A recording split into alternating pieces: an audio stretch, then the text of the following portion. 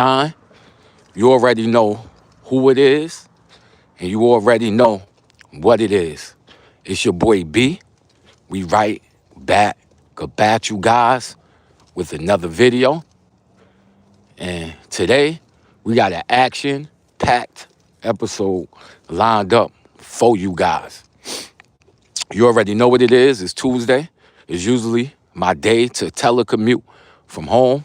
But I already told you cats, man, we flipping the game. We are flipping the game.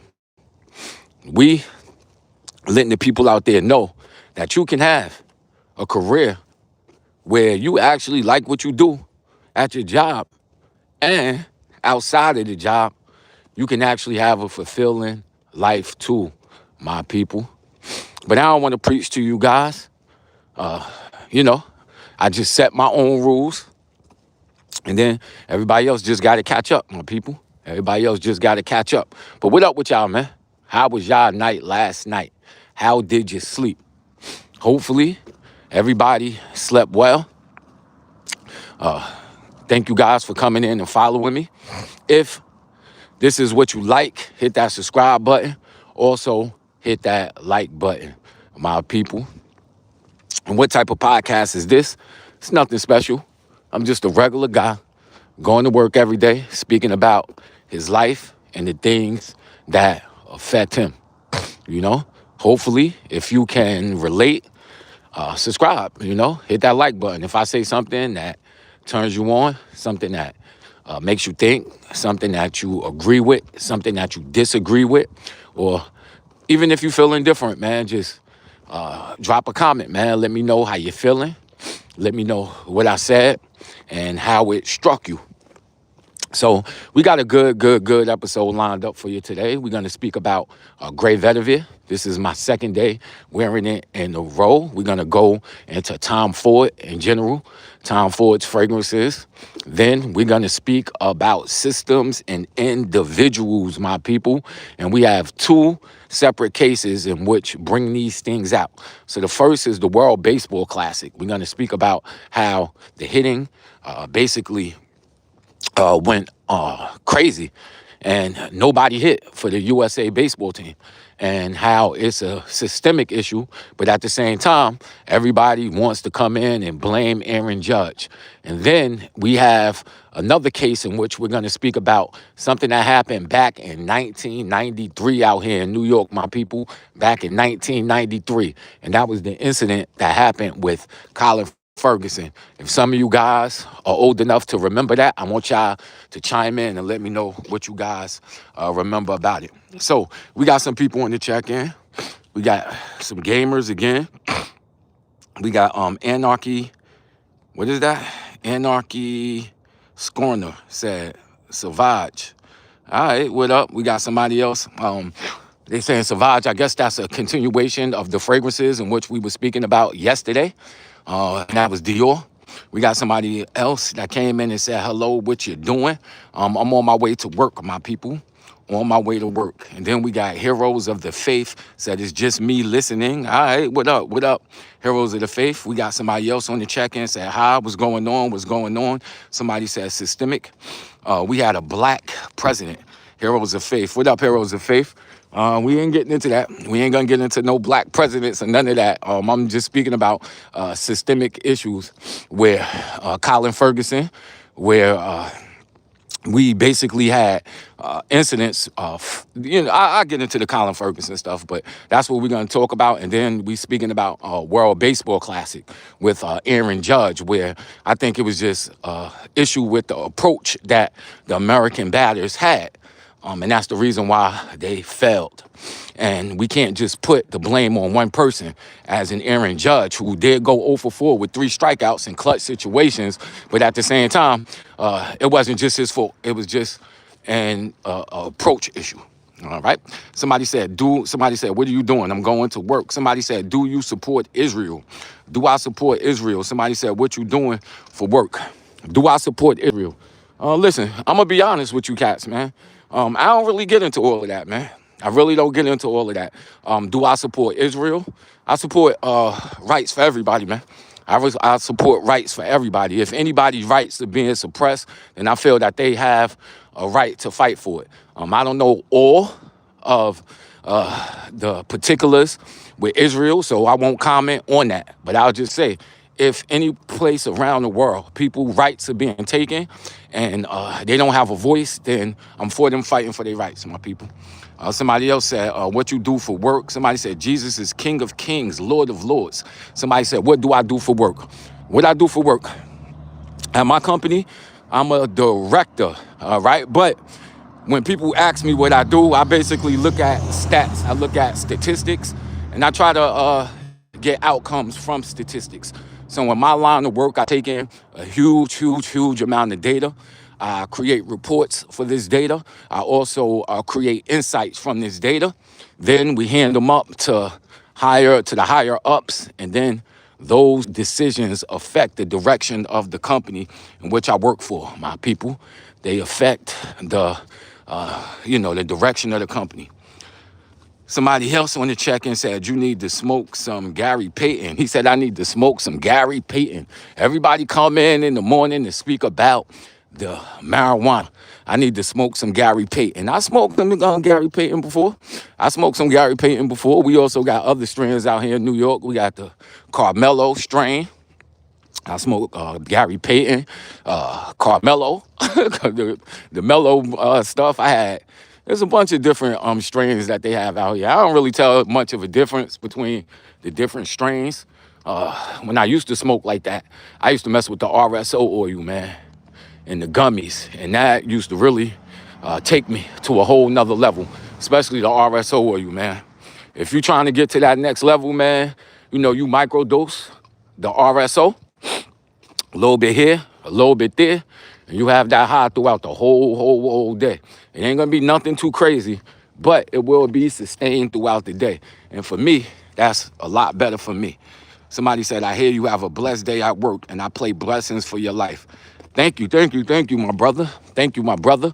Hope that you have a great day too. Somebody said, so you're in HR. Dude just bamboozled you, or just so that you could say he works in HR. Now, I don't work in HR, my brother. I do not work in human resources. I don't work in human resources. Nope. Somebody said, I use concentrate. I use the concentrates. I used to mess with the concentrates too. I definitely like the concentrates. I bought one of those vaporizers back in the day. Which one was it? Man, my joint broke, son. Like, it's just stopped charging. It was one of them nice vaporizers too. It looked like the volcano. And you put you open the cap, you put the concentrate up in there, and it was electrical. I forgot which one. It was an E-rig. I forgot the name of it. But that joint broke, man. It didn't even give me 2 months of working. It just stopped charging. Somebody said Boston, Massachusetts here. Shout out to the people in Boston. I just came back from Boston about maybe a month or two ago. I'm on the thing where I'm visiting all the East Coast cities. I'm from New York, and I just like to take trips to different East Coast cities. So Boston was my first trip. I ate at the Ritz over there. I went to a few nice places out there in Boston, man. I love me some Boston. And I used to date a girl who was from Cambridge. And I used to go out there a lot, man. Cambridge, and I just recently went to Boston. And Boston, one of those cities that I like, man. It's different from New York, a whole different vibe, but I really liked it, man. The food places were real good. I went to this place to get some real good hot chocolate. It was delicious, man. Boston is a very cool spot to be at. Somebody said, for real. Somebody said, watch out, sir. You're arrested by walking. Stay alert. My fellow YN, he said, stay alert out here. I definitely agree. We most definitely stay alert. And keep following me, man. I'm going to speak about the YNs, man. I'm definitely going to speak about the YNs. And I think the YN is the most misunderstood creature. I don't mean to say creature, but the most misunderstood category of people that we have, man. Everybody get classified as a YN, Everybody gets classified as a YN. Somebody said they liked and subbed. Heroes of the Faith. Thank you, Heroes of the Faith. Thank you for liking and thank you for subbing, my brother. Thank you for subbing, my brother. Somebody said, where are you now? I'm in New York. Freeport, New York. Freeport, New York, my people. You know? But let me get into this Tom Ford fragrance, because the fragrance of the week is Grey Vetiver by Tom Ford. I'm going to be wearing this all week, telling you guys how I feel about it and, my first impressions on it. And again, I get all of my scents from Scentbox. And Scentbox has they have different types of subscriptions. What the hell is this?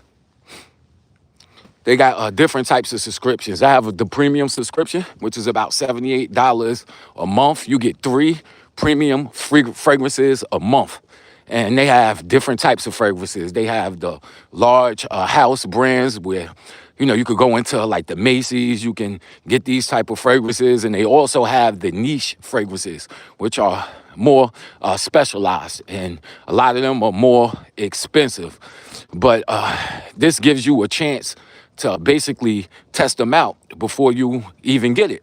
So with something like what I have today, the Grey Vetiver, it's gonna cost you for a 4 bottle, the smallest bottle, it's gonna cost you between like $150 and $250, depending on where you get it from. From the bigger bottles, it's gonna cost you a little bit more, like, between $250 and $350. So if you don't got the expendable income for that, these fragrance houses, these subscription boxes are definitely the best because they give you a way to test it. If you really like it, you could buy a full box.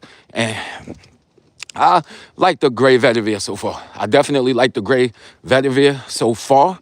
With Tom Ford fragrances, they are known to be heavy on the top end. Heavy on the top end, meaning when you smell them, they smell real good when you first spray it.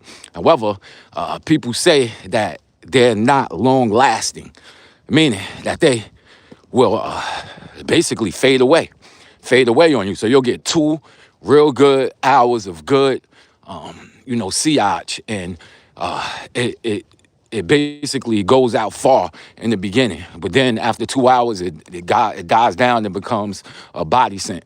I didn't experience that with Grey Vetiver. My first day wearing it, I smelled it from the morning time, like now, up until when I came home and took my clothes off. I definitely smelled it, but it was not projecting a lot.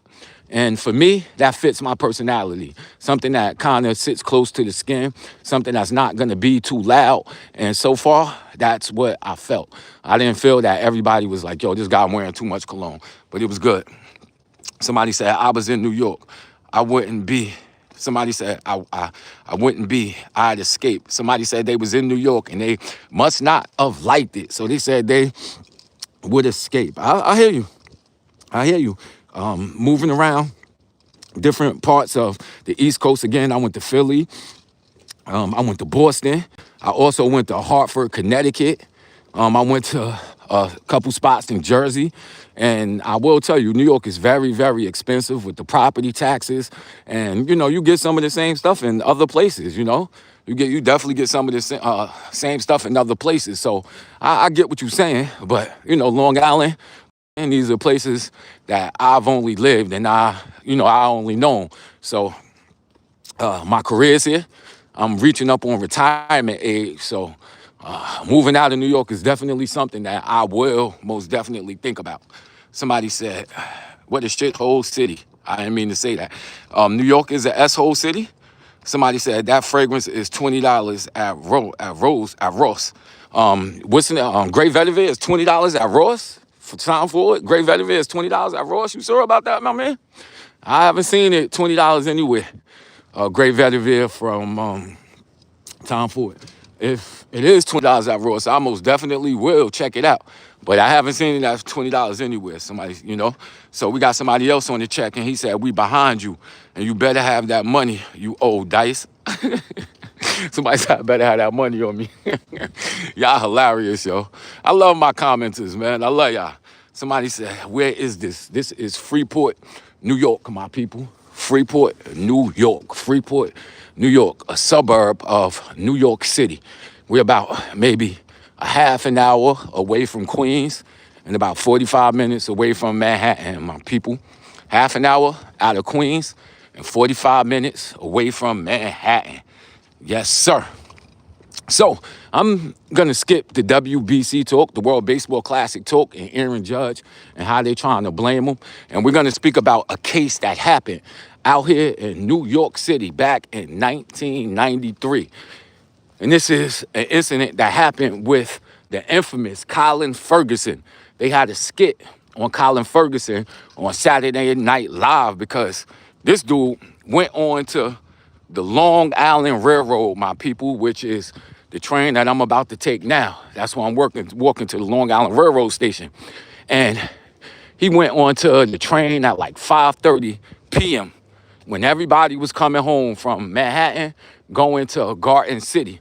And this dude took out a 9mm weapon and he killed, I believe it was about 7 people that he killed, and he shot about 19 people, my people. Somebody said he's on the Babylon. He's on the Babylon online. Yes, sir, Babylon.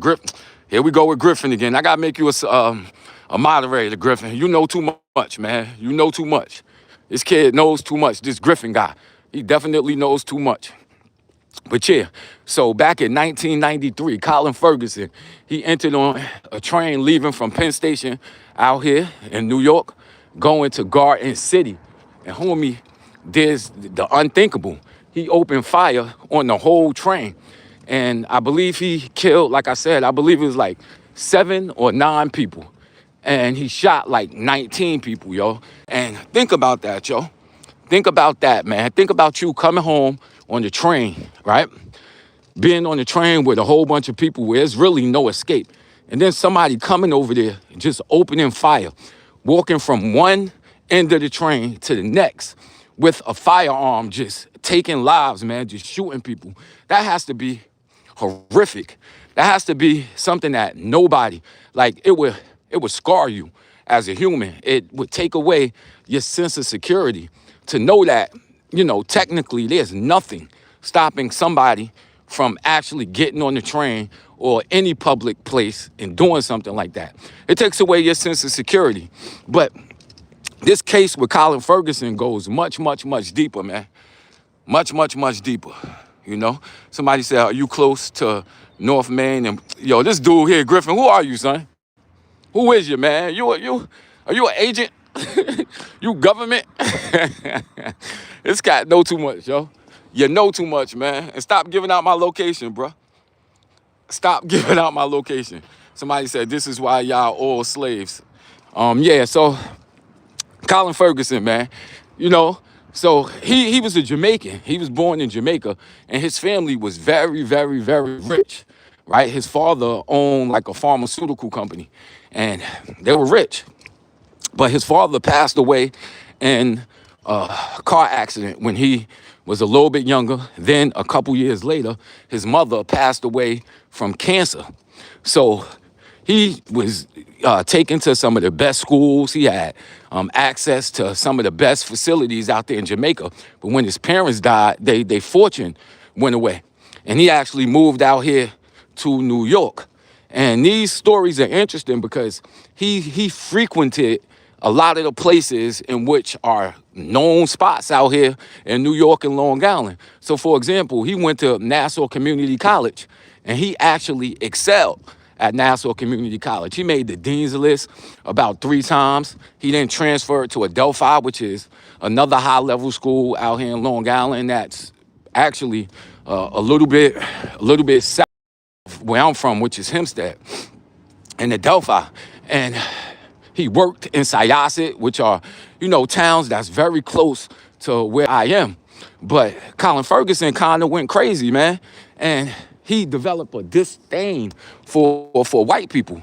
He got hurt at his job, and he only received like $38,000 from it. He felt like, you know, white people were trying to basically diss him off of this. They was, you know, he felt like they were systemically trying to mess with him and keep him down by only giving him $38,000. He felt that he deserved a lot more than that. He was also kicked out of Adelphi school because during debates and speeches, he would come out and say like disrespectful things like kill all white people. And he was put on a security list where they was like, yo, he can't come back to the school. Anytime he came back, you know, they was banning him and all types of stuff. He had another incident where he bumped his head at a place in Syosset, which I was telling you about, the claim that he had. He fell off of a stool, bumped his head, and hurt his back, right? So all of this stuff contributed to him kind of going crazy. And he really had a disdain for white people, Asians, and also Uncle Tom black people, he said he ain't really like. So what happened was back in 93, the mayor of New York was Mayor Dinkins, right? He was Mayor Dinkins. And like I said, the train left from Penn Station. He ain't want to do nothing bad in New York City because Mayor Dinkins was the mayor. He ain't want to make it look like it happened on his watch. So he waited till the train got into Nassau County, and that's when he started, doing what he did to all of these people, And when he got caught, he represented himself in court. You feel me? He fired all his lawyers. The claim that they had was black rage. And this was the first time that anybody ever heard of that, yo. Anybody ever heard of that? Black rage. That's what his lawyers were trying to get him off on, saying that he was crazy and that he was a highly educated black man and the system made him go crazy. But he was like, nah, I ain't taking that. And he really represented himself. And it's just, an interesting case on how someone going unchecked with mental issues, all the signs were there. All the signs were there, but he just slipped through the cracks and something like this was allowed to happen. So I'm at 7-Eleven. My walk is up. The train station is over there. I'm about to get up out of here. But we're going to read some of the comments, man. We're going to read some of the comments. So he said, Colin Ferguson went crazy on them. Somebody said, you're a grown man. Why are you afraid anyone knowing your location? We got somebody says, how do you know all of this from TNE TV? Somebody said, gosh, weirdo guy. We got somebody else on there that said, you're so programmed. Did you know this guy personally? No. Somebody said, you believe everything you hear. Somebody said, Postmaster, my boy Breeze Omega said, Postmaster OT, this is all true. I'm from Hempstead. And well, you damn. Somebody said, Sunrise Highway. Somebody said, I'm at 7-Eleven too, LOL. Somebody said, that's why y'all don't have guns. So, all right, we up out here. And Papermaster OST, all I got to say to you is this, man. Listen, bro, how do you know anything? How you know anything, man? How you know anything? You got to reference stuff and then cross-reference it. It's all about research, man. You can believe some of the stuff that you see and some of the stuff that you read, but you just got to know what you reading and what you see. You understand what I'm saying? You got to know how to do research, my brother. You feel me? Not from TV. Of course I ain't get all this stuff from TV. I read it from books because TV ain't going to tell you every exact thing that I just said. You feel me? So cut it out, my brother. Cut it out. Stop being one of those people, man. You understand what I'm saying? Stop being one of those people, my man. You over here trying to sound so intelligent and so smart that you sound crazy, brother. You sound crazy. How do you know anything in this world? You just a single individual existing at a small point in time. Of course, you gotta have to listen to somebody to know something. You can't be everywhere at once, my brother. You gotta read stuff to see stuff. You understand what I'm saying? And people, I'm not gonna say people like you, but listen, with that type of outlook on life, you're never gonna know anything. Because again, you can't be everywhere at once, brother. You can't be everywhere at once. How many different places have you been in this world? How many states, how many countries have you been? If you don't listen to what some people say and develop methodologies of research, then you're just gonna be an ignorant person that just go off of your own personal experiences. And you just a small fry. You're nothing in this world. I'm nothing in this world. But the fact of the matter is that humans as a species share information. And the only way, and that's how you learn things, from other people's experiences, my brother. And you just have to know what is true and what's not true. And you learn that off of education and learning how to do research. That's how you become a better person, my man. So again, you're over here trying to sound intelligent, but you just exposing yourself, my man. But that's all I got. Peace out. I will talk to you cats later. We'll be on here tomorrow. Yes, this is the livest. Peace out, man. Love y'all.